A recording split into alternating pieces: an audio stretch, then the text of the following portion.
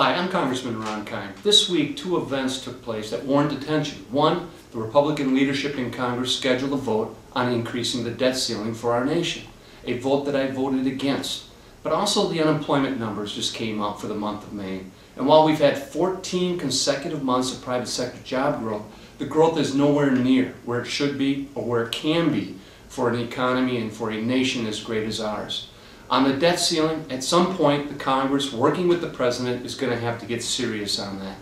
The United States of America has to pay our bills. The full faith and credit of not only our Treasury notes, but of the financial system throughout the world relies upon our government and our country paying the bills that we incur. But at the same time, we have to work on a long-term deficit reduction plan to get these structural budget deficits under control.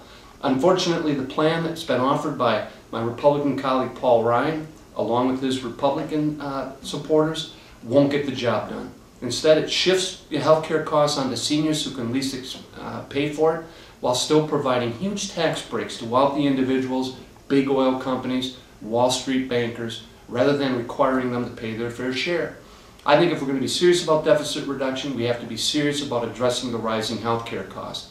That's why I'm going to continue to provide leadership on changing the way we pay for health care, so it's based on the value or the quality of care that's given, no longer the volume of care. And secondly, on the jobs number. To those numbers, while weak and tepid, is another strong indication to me that we desperately need an innovation and manufacturing agenda for our nation. I have a plan on how to do that. You can visit my website to see the details of that plan. But we need to be investing in key areas that will promote job growth and a growing, sustainable, robust economy.